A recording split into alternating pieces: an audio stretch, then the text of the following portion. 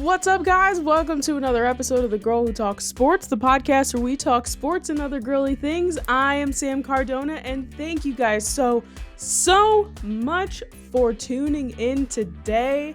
I was not here last week. I have been on quite the hiatus. I had a wedding in Italy. It was my cousin's wedding, and it's been long overdue. It was postponed due to COVID, so we finally got around to doing it. So obviously, being in Italy, I could not really watch any of the football games for NFL Week 5, which I'm kind of glad about because there were some games I was very upset about, which we will discuss the New York Giants in this episode a little bit. But here I am back for NFL Week 6. There is no guest this week. I'm doing this week solo. It has been very hectic since I got back. It has just been, honestly, I'm going to tell you guys a quick little story before we get into this episode, because it is ridiculous. So first things first, obviously you need to get COVID tested in order to get to Italy, right? Or to leave the country. In order to get on a plane, you need your vaccine card and you gotta get COVID tested, which, okay, cool. So I went to my local urgent care. They gave me a test, rapid test, came back negative. They said, "You're good to travel." I said, "Awesome, sounds good." And obviously to come back into the country, we had to take another COVID test. So we got a COVID test in Italy, which also came up negative, and I came home. Spoiler alert, I don't have COVID, but the city of New York believed that I did. So it was just a whirlwind. I get home, I have about 10 messages on the landline machine in my house from the city of New York, New York City Health and Hospitals, telling me that they have a quote-unquote urgent health matter to discuss with me. So I was like, oh my God, what the heck? So I call them, they tell me I'm positive for COVID. I say, there's no way. I literally have taken 2 tests in the matter of 5 days. They've both come up negative. There's no way I have COVID. They have all of my information. They're reading everything back to me, and they're like, yeah, you got COVID, girl. And I said, there's no way.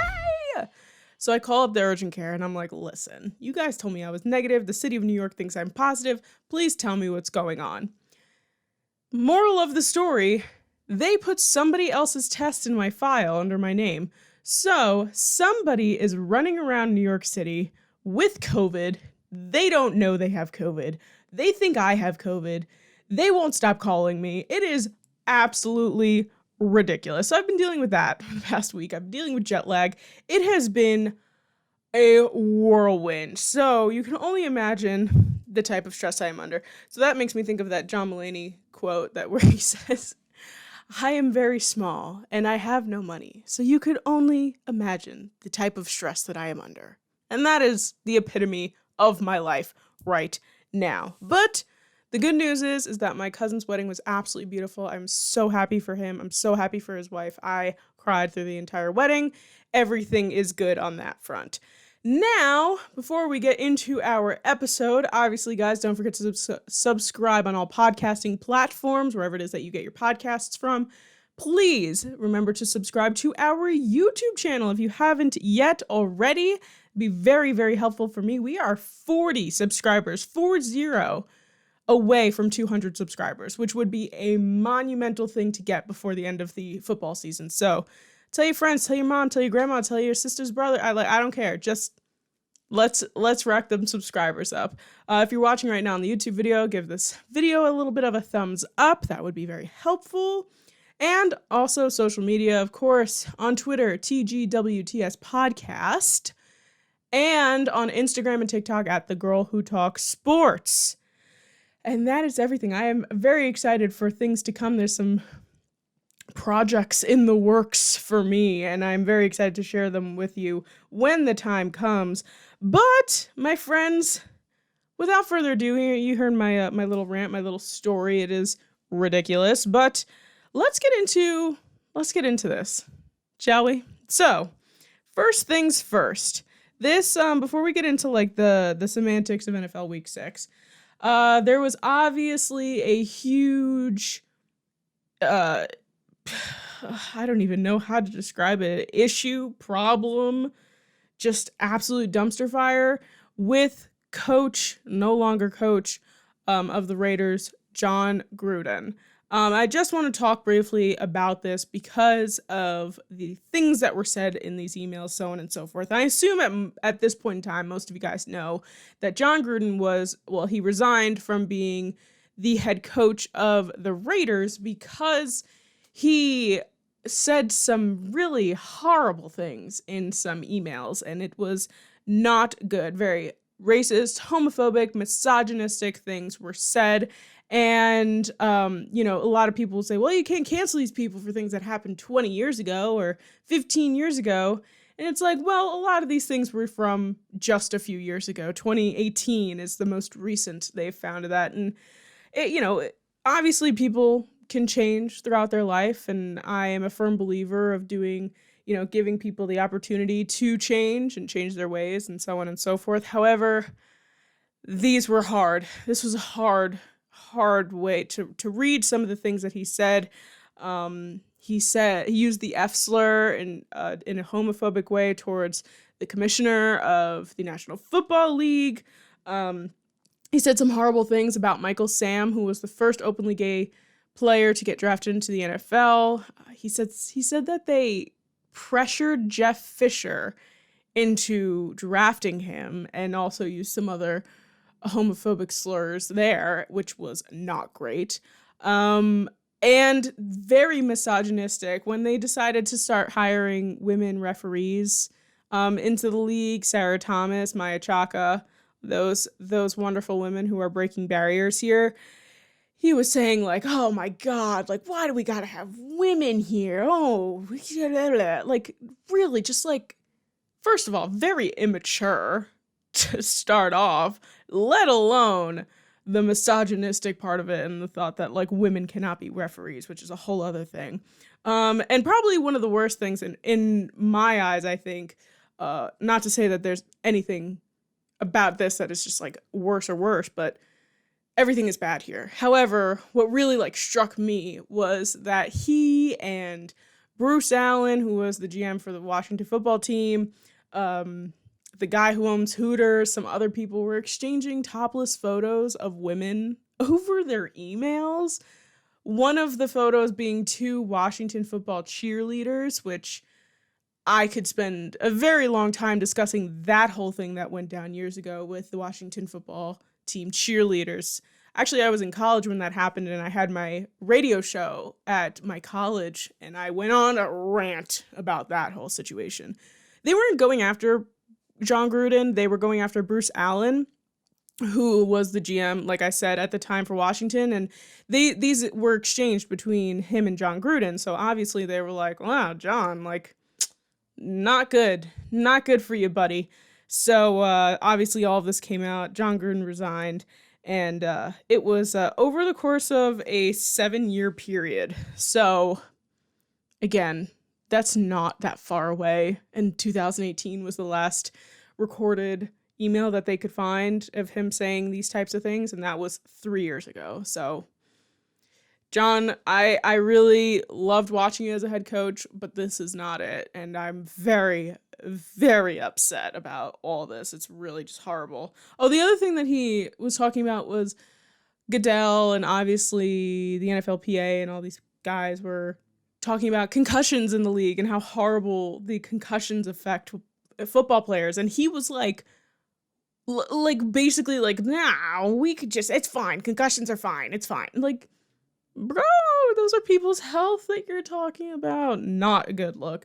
So I just wanted to briefly just talk about that because this behavior should not be tolerated by anybody. I know that they were saying they were looking into other emails and they have found nothing, which I don't believe for a second. I know John Gruden is not the only homophobic, misogynistic, and racist person in the NFL. So they were just basically smart enough not to put it on an email for it to be recorded. So I really hope that people weren't too upset by some of the things that he said, although it is really just kind of tough to hear. From my point of view as a woman, just thinking of grown men exchanging photos of young women with no tops on over email is like really like a horrible thing. And it's just, I won't delve too far into it, but that's really all I have to say is that, I am willing a lot of times. I think cancel culture is like a really stupid thing sometimes, especially when they're like, oh, they said the word gay when they were 13. It's just like, yeah, a lot of 13-year-olds say the word gay. It's not like you can't cancel somebody over that. That's what really bothers me about this type of thing. But in this case, I definitely believe that he did not deserve to have his head coaching job anymore. So that is where we're at with the John Gruden emails. Yeah. So let's hop into NFL Week 6. Oh, what a transition, Sam. That was great. All right, NFL Week 6.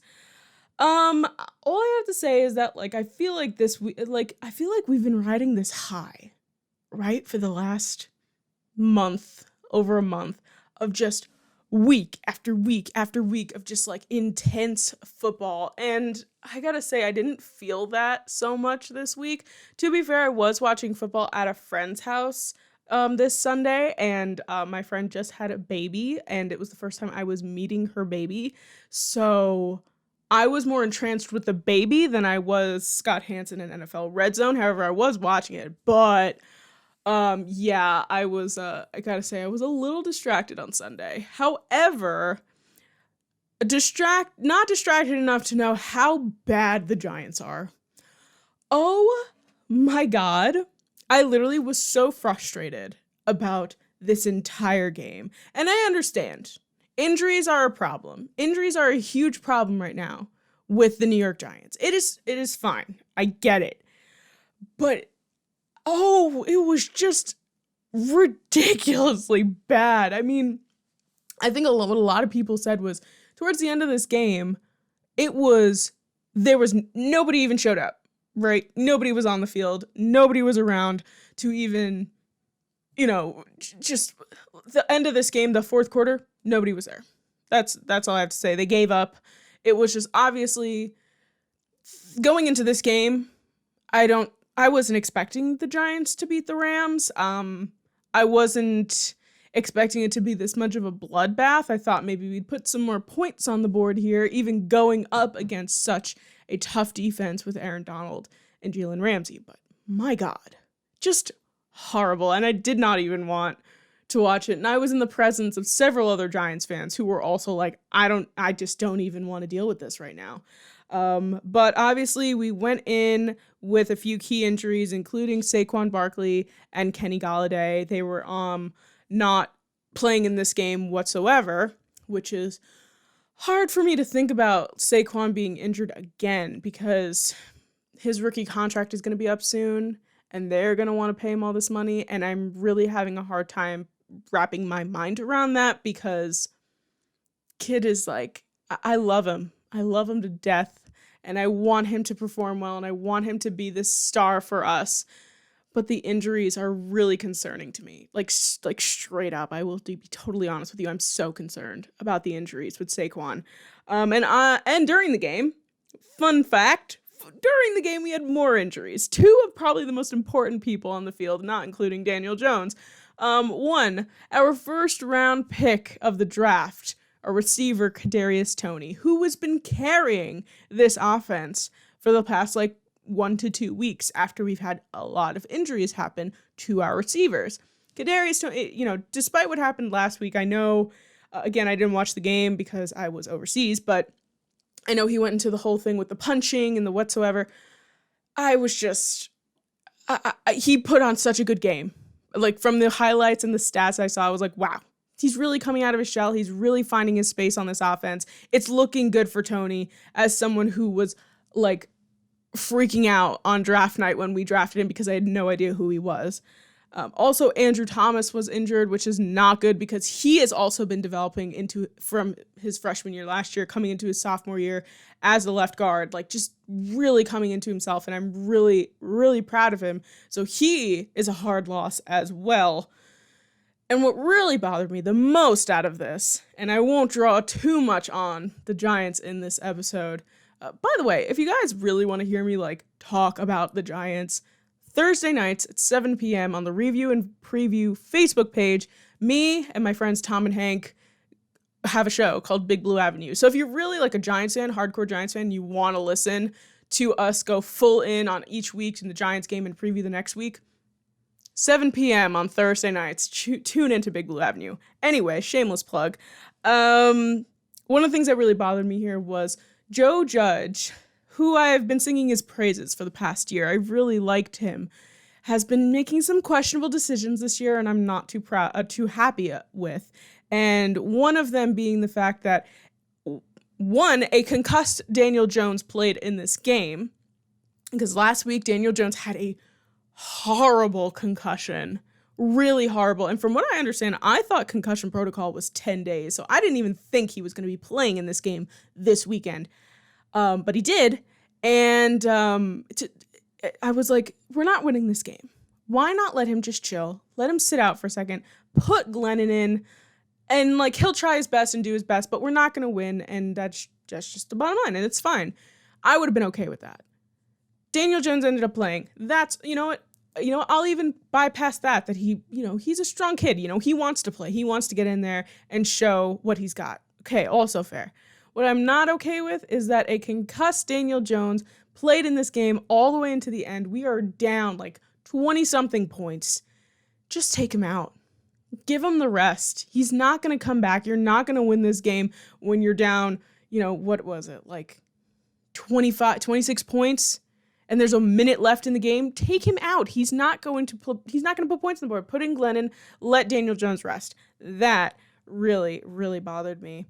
And Joe Judge is out here saying things will get better. We just have to readjust schematically. Okay, sir, help, please. No, it's much more than that. It's so much more than quote unquote readjusting schematically. Like, come on. We have to fix a lot of things. We have to fix play calling. We have to fix our GM. Our GM needs to go. Dave Gettleman has got to go. I am sick of it, and I will not stand for it any longer.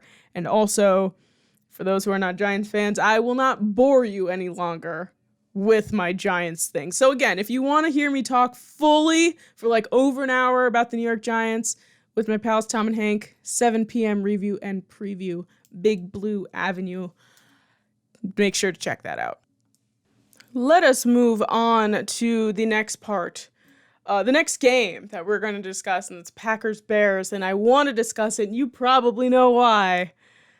Aaron Rodgers is out here he has no filter anymore. I don't think Aaron Rodgers has a filter anymore.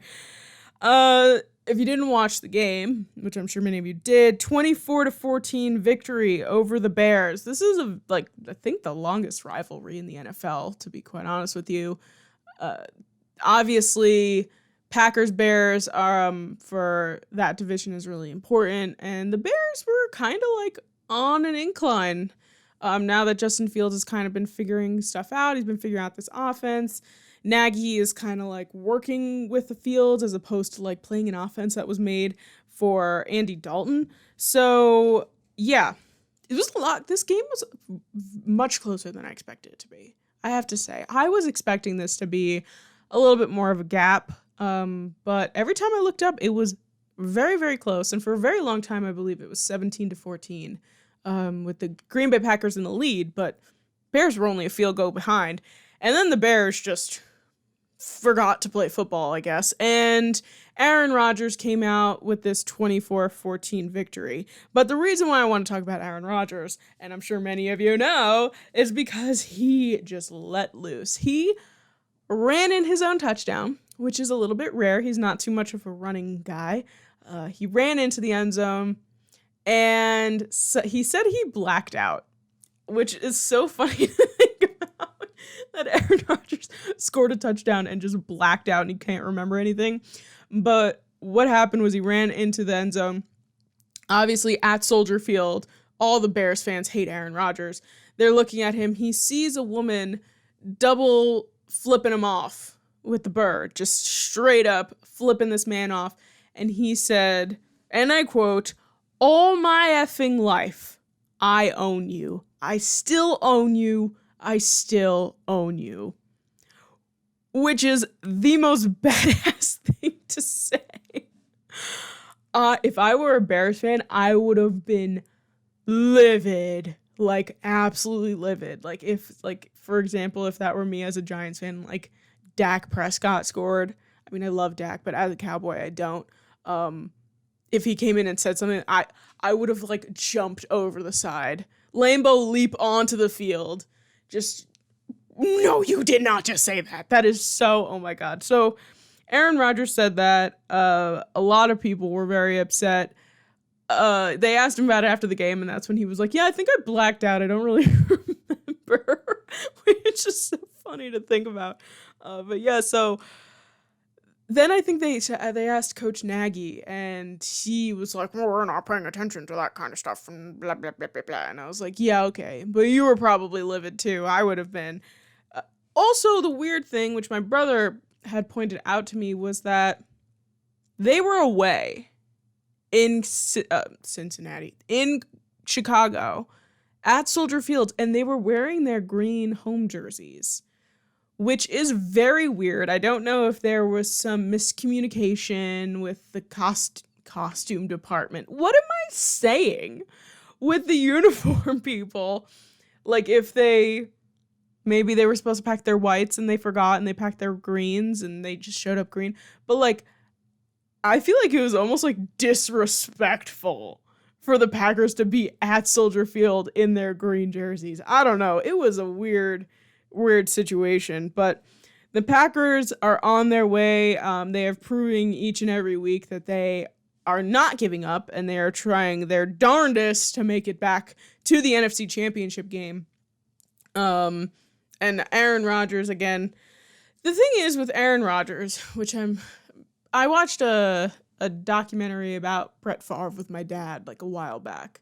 And Brett Favre was like, "This is just fun. This is just a game, and we're getting paid for it, which is great. I'm just here to have fun." And I think he passed that mentality off to Aaron Rodgers, because Aaron Rodgers, first of all, is a hippie. Like, let's get that. Like, let's just push that elephant out of the room. He's a hippie. And he's growing out his hair and all this. Like, he just does not care. And he's there to have fun. And at this point in his career, too, he's like, "Yeah, I'm trying to get a Super Bowl ring. I'm trying to go out on top. But, like, also, I'm just happy to be here." And he's just having a good time. So, I'm honestly, I will forever be an Aaron Rodgers fan. And I live and breathe by it. But the Packers are on their way, and this is a huge divisional win for them. If the Bears had won this, that would have been insane and a very, very big win for them. But this is Aaron Rodgers' 22nd time beating the Bears. He's only lost to the Bears 5 times in his life. So, this is not anything new for him. Anyway, enough about Aaron Rodgers. That is all I got to say about his wonderful comment that he made after scoring a touchdown. Let's discuss the Arizona Cardinals for a second. And all I want to say is that I said many, many months ago, even last year, but in terms of this season, many months ago, I said the Cardinals were not a force to be reckoned with. They are not going to be this team that everyone is expecting them to be. And if you guys watched my division video, when I put out a video about who I thought was going to win each division, everybody said Rams, Rams, Rams, Rams, Rams. And this is one of the toughest divisions, the NFC West. I said the Cardinals. I said the Cardinals were going to win this division, and I was a little nervous about it because I was like, God, I really hope that this is true, because I feel like with everything that they have, gathered throughout the offseason, their draft was incredible. I feel like they had one of the best drafts in the entire league, basically. And Kyler Murray, people will underestimate him based on his size. However, I do not. And DeAndre Hopkins is top 5 best wide receiver in this league, if not top 3. Like, absolutely incredible receiver. The Cardinals did something else. They did their draft, which was great. They got J.J. Watt, great, made their defense better, all the stuff that I'm saying. The Cardinals went out and they said, our tight end, Max Williams, R.I.P. No, he's not dead. He went down with a knee injury and he's out for the season. They said, we need a tight end. Do you know who they got? You probably do, but I'm going to make this exciting anyway. Zach Ertz. The Cardinals got Zach Ertz straight off of that Thursday Night Football loss from the Eagles. They were like, you know what, buddy? Come on. I know that people have been talking about you leaving for a while. 8.5 years with Philadelphia. Zach Ertz, come on over. They are just getting stronger. And I wasn't expecting the Cardinals to make a Super Bowl run. I wasn't. I was expecting them to win this division, make an amazing playoff run, and that was about it. But my God, I could see a Cardinals Buccaneers NFC Championship game, even maybe Cardinals Packers. Like, I can see it. I can totally see it. And they're the only team left in the league that is undefeated. They are 6-0, and in this game versus the Browns, their 37-14 win, they were without their head coach and one of their best defensive players, Chandler Jones. They both got COVID, so they couldn't perform this week. Kyler was like, yeah, no, I was cool without Cliff there, Coach Kingsbury. I kind of felt a little looser on the field without him there. I had a little bit more, things for myself. I was able to figure things out a little bit more. He threw for 4 touchdowns, by the way. Kyler Murray, who's out here just being a baller. Like, oh my God. I swear, I enjoy watching the Cardinals play so much. Between Kyler and DeAndre and JJ and, oh my God, Chandler Jones that first week too, when he had like 5 sacks, like in his first game of the season. Like, are you kidding me? It's insane. It's so insane. And going up against this team too, I was a little conflicted. Obviously, as many of you know, I'm a big fan of Baker Mayfield. These guys knew each other. Kyler and Baker were at Oklahoma together. Baker was the starter. Kyler was the backup. When Baker left, Kyler started. And so, like, they obviously, this was a fun matchup in terms of that. On the other side of the ball here, the Browns, oh my God, just falling apart, really. Odell was there, and he had a shoulder problem. He was out for some of the game, but then he came back. Baker's had a shoulder problem for a few weeks now. He dislocated it. They popped it back in weeks ago. And now apparently during this game, it dislocated like twice and they popped it back in.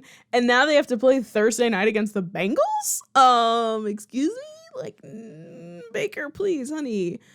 I do not want to see you go down and get hurt. I have to watch you play. That's my guy.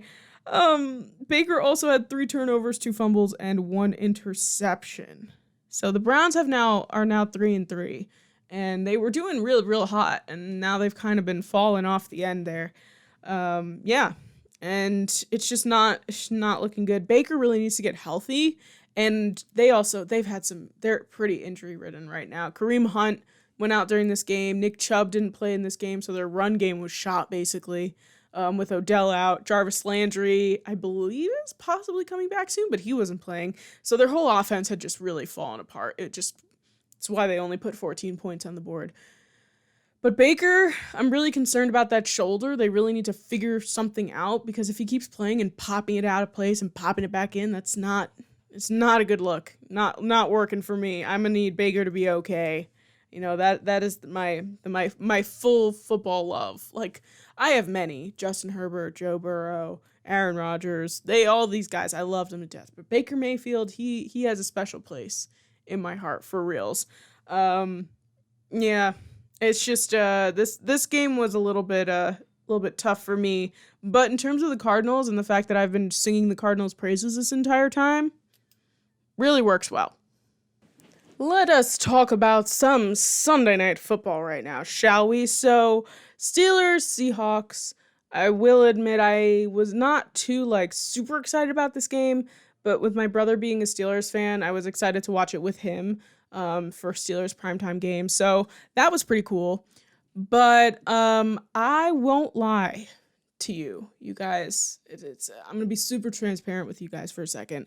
I fell asleep. I fell asleep during this game. I had a long day. It was very, very long. I woke up early, and middle of this game was not so exciting. I just kind of like rolled over and I shut my eyes, and all of a sudden I woke up and we were entering overtime, and I was like, oh, okay, cool, sounds good.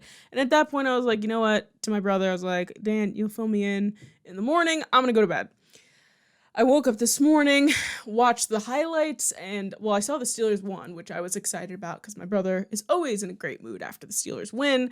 However, he was upset about a few other things that happened in this game, which is what I want to talk about. And after rewatching it, watching the highlights of it and reading a few articles, I also was a little upset. This is a little crazy. So, from what I understand, the Seahawks were trying to get down the field. The Steelers were up by a field goal. So the Seahawks were trying to get down the field to kick a field goal to go into overtime or score to win the game. And it was getting to the point where they had to spike the ball in order to be in field position to kick the field goal. And there was like that drive was very fast. Obviously, they're moving quick. And by the time the Seahawks spiked the ball, the clock had run out. And it was at 0 seconds. The Steelers were already celebrating that they had just won this game because the Seahawks could not get the ball down in time. And then 3 seconds were added to the clock because the refs decided to go, oh wait, actually that call before, we're going to check to make sure that was a catch. And Mike Tomlin, coach of the Steelers, was livid. I saw the gif of him yelling. I saw him screaming expletives. This morning, my mom, who was up watching the game with my brother, had even said that the announcer said Mike Tomlin is not happy. So it was like not a good look for the refs. It was just horrible officiating. They were like, oh yeah, it was a catch. So we're good. And now you get to spike the ball again and put time on the clock and kick the field goal and go into overtime. So if I was a Steelers fan, I would have been livid, like super, super mad about all this because that is just really horrible officiating. Steelers ended up winning this game, and I will tell you, it is not because of Ben Roethlisberger. It was because of Mr. TJ Watt. This man was worth every single penny that they paid him. Obviously, Russell Wilson was not playing in this game. He hurt his finger, and let me just say, they showed, like, he basically, like, broke the tip of his finger, and he had to get surgery to, like, repair it, and they show the picture of him, like, at the hospital, like, all bandaged up on his finger, in, like, a wheelchair with sunglasses on, and I was just like, oh, man, he was high as hell on pain reliever drugs because he was like smiling like really dopey and he had these sunglasses on, and I was like, oh my god, why would you use this picture? But so obviously Russell Wilson wasn't playing. Geno Smith was in the game, which I'm very upset that they just kept saying. They were like, the last thing we heard of Geno Smith was he ended Eli Manning's streak of consecutive streaks of starting a game. And I was like, first of all, Geno Smith didn't end Eli Manning's streak. Ben McAdoo ended Eli Manning's streak, and I will never forgive that man. You know, he's on the Cowboys now. Such a traitor. Anyway, Geno Smith, he's been around. He's Jets, Giants. Now he's on the Seahawks. So he was a little shaky, I think. He could have played a little bit better. He just kind of wasn't really feeling it all that much. And overtime comes. Seattle wins the toss. They're rowing down the field. TJ Watt wraps his arms around Geno Smith. He fumbles the ball. I believe Devin Bush picks up the ball. And they got possession of it, got back to the field, and kicked a field goal and won the game. So I'm happy for the Steelers, but that officiating was not good. At the end of the game, like I said, Tomlin was still very upset, even though they won. He said it was embarrassing. It was ridiculous. Da da da da da. Moral of the story here, however, great win, great TJ Watt, horrible officiating. Moral of the story here, though, Big Ben is done. Big Ben is so done. Ben Roethlisberger needs to go. He needs to wrap it up. Now, I'm not saying that as a pun in terms of all of the joints he has wrapped up with that ice. If you guys don't know what I'm talking about, the meme with the ice packs, it's hilarious. Anyway, Ben, 229 yards, 1 touchdown. And you might say, oh, that's not too bad. Yeah, his average yard per attempt was 5.5. Or more specifically, 5.7. Which I believe Mac Jones even beat him out with 7 yards per attempt this week. So Ben Roethlisberger, I said he should have retired last year. He's I don't want to use the word washed up. I feel like that's like kind of harsh, but he's holding them back. He's holding the Steelers back. They could be thriving with this new offense with a better quarterback. So I'm thinking after this year, Ben Roethlisberger is done because it's done. It's finished. He's almost 40 years old. Everybody from your draft class is also wrapping it up. Phil Rivers, Eli Manning, they're all finished up because they knew when to stop. He just doesn't know when to stop. He wants to keep living out these glory days. It's not going to happen. So that's what I got to say about the Steelers. Congrats on that win. Big win. I'm recording this on Monday, so the Bills-Titans haven't played yet, but let's go Bills. I think that they're going to win. I do think that they're going to win. But let's do a couple more things before we wrap our show up today, which we have not done since the season started. I mean, we've discussed a few things. We haven't officially done our favorite segment on the show. Tea Time. Tea Time is my favorite segment on the show because we delve into the hot, steamy gossip of the sports world. And this week, we got some tea to spill. Okay, how do we get about this? We'll just jump right into it. Patrick Mahomes' little brother, Jackson Mahomes. I will be very honest, I really did not have a problem with him. He was making his TikToks and doing his thing and blah, blah, blah, blah. I was like, whatever, kid. You're a child. You can do whatever you want. Same thing with, like, Juju. Like, leave the kid alone. He wants to be on social media. It's fine. It's not hurting anybody. So everybody was always talking about Juju's brother, though. I mean, Patrick Mahomes' brother, Jackson, is always doing his TikToks, and he's annoying and blah, blah, blah, blah, blah.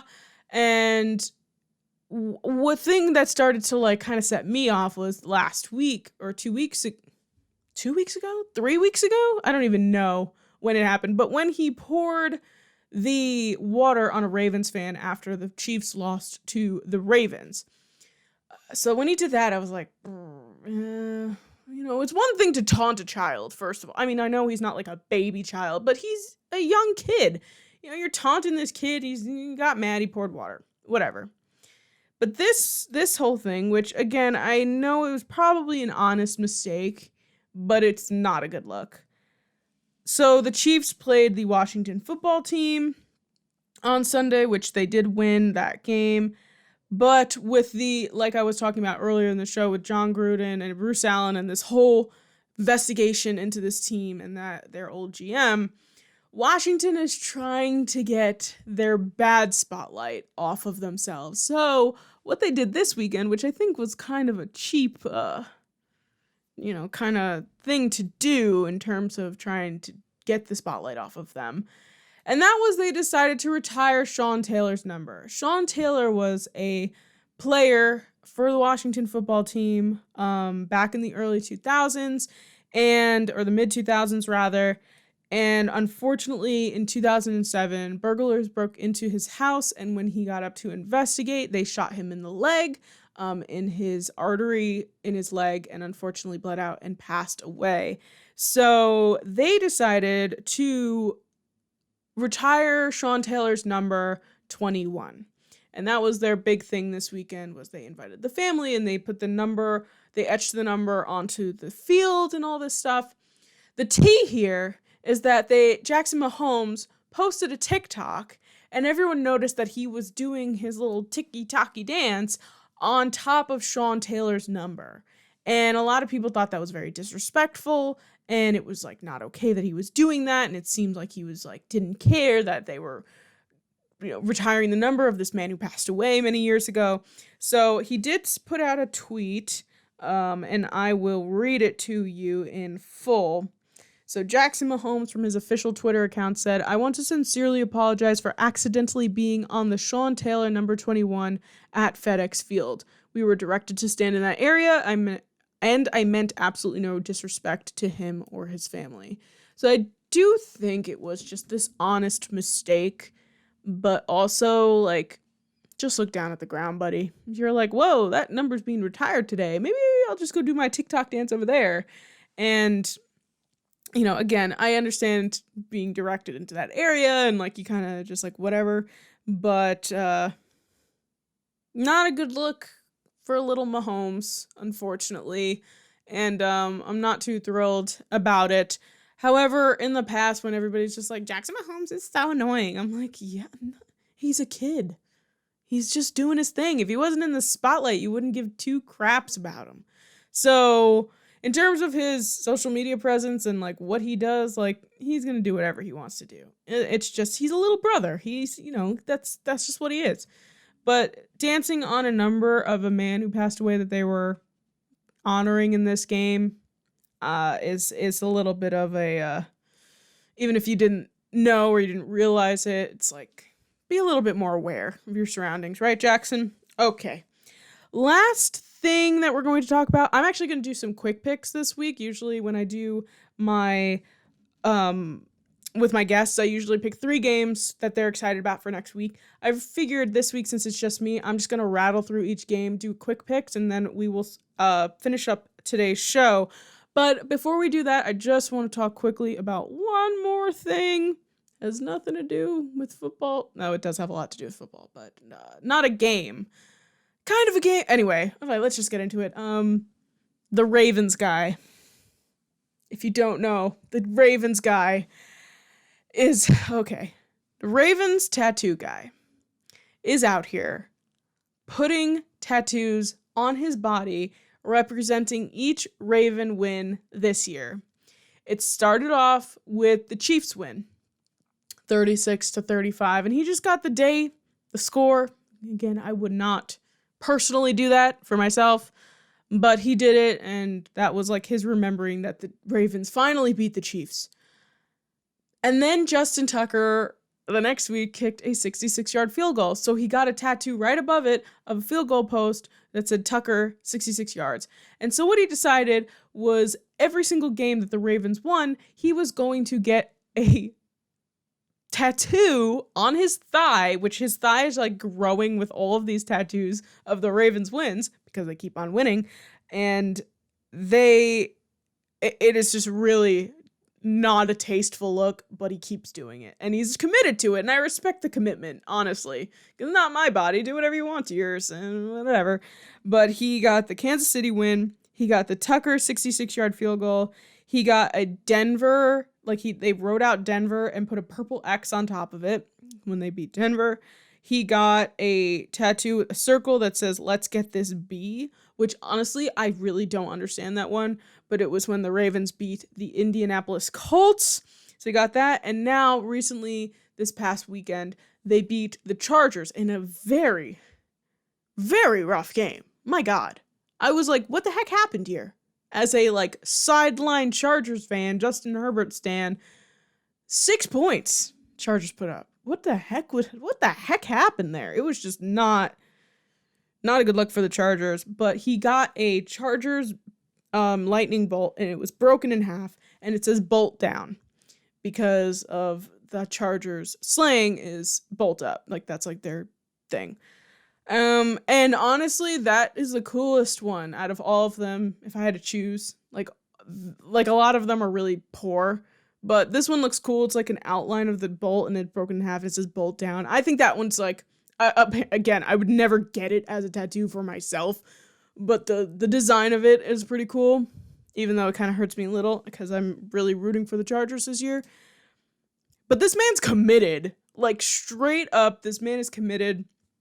And I put out on my Twitter, like, when I saw that tweet, I was like, is this man okay? And the more I think about it, the more I'm like, he's probably, like, all right in the head. He is good. Like, he is ready. He knows his decisions that he's making. He knows what's going on. And he will keep getting Ravens tattoos until the Ravens season is over, I guess. So he'll have the entirety of the Ravens 2021 season on his leg in a art fashion. So shout out to that guy. I know I thought I saw his name. Let's see. I know it's on my Twitter somewhere. Let's just check really quick to see if we can find it, because he deserves here we go. Nick Kalusin. Nick Kalusin. I hope that's how you say it. Anyway, Ravens fan who's getting a tattoo for every win this season shares his 5th and latest one, and it's the bolt down. Anyway, that is the last story I got for you guys. Let's get into our quick picks for NFL Week 7 before we say goodbye and wrap it up for this week's episode. And then I can go watch the Buffalo Bills. So let's get into NFL Week 7, just pulling it up on my app here. All right. So for the NFL, so we'll start with Panthers-Giants. I'm going Panthers here, especially with all the injuries. That's just my top for Sunday. So anyway, so Thursday Night Football, Broncos-Browns. I can see the Broncos pulling out a win with all the Browns' injuries, but I like Baker in primetime. I'm going to go with the Browns here, but the Broncos also struggled a bit this weekend. So I'm going to go Browns for Thursday Night Football. Jets, Patriots. I'm going Patriots. Mac Jones is really finding his way in this offense and looks really great. Chiefs, Titans is a very interesting matchup. Probably one of the best ones of the weekend. I'm going to go Titans. I think that they're going to act on this Chiefs vulnerability. Football team, Packers. I'm going Packers for obvious reasons. Falcons, Dolphins. Dolphins got Tua back and they're working their way. So I'm going Dolphins here. Bengals, Ravens. This is a big division matchup. I am going to go Ravens because they are really feeling themselves. And again, I will forever be a little bit concerned about the Bengals offensive line. So with that Ravens defense could be a bit of a standoff. Lions, Rams. I feel so bad for the Lions. They struggle every single week. They're trying so hard. I'm going Rams. Eagles, Raiders. I'm going to go Raiders, even though I feel like the Eagles might upset them. But the Eagles are, they just lost Zach Ertz. I feel like morale might be a little low. So Raiders, I'm going to go with them. Bears, Buccaneers. Last time they versed each other, they won, but they started Nick Foles. I'm going to go Buccaneers. Texans, Cardinals. Cardinals, duh. Texans have just been riding the struggle bus. Colts, 49ers. This is a pretty good matchup. I am going to go with the 49ers because the Colts, I don't like them. No, I think that 49ers are going to be a good, especially with them being more healthy, and they're figuring out their offense a bit, but Carson Wentz is just, at any moment the man could drop. So 49ers. And finally, Monday Night Football is Saints, Seahawks. I'm going to go with the Seahawks. And the teams that are on a bye, Steelers, Bills, Chargers, Jaguars, Vikings, and Cowboys. Cowboys look so good. It hurts me. It really, really hurts me. Anyway, guys, that is going to do it for this week, this episode of The Girl Who Talks Sports. Thank you guys so much for listening. Don't forget to subscribe on all podcasting platforms. Don't forget to, oh my God. Don't forget to follow on social media, on Twitter at TGWTS Podcast, and on Instagram and TikTok at The Girl Who Talks Sports. If you're watching on YouTube, give this video a thumbs up and make sure to subscribe if you haven't already. Like I said, we're 40 subscribers away from 200, so it would be really, really, really great if that happened. So that is going to do it for this week. I hope you all have a fun, fantastic, sports-filled day, and I will see you guys all next week. Bye!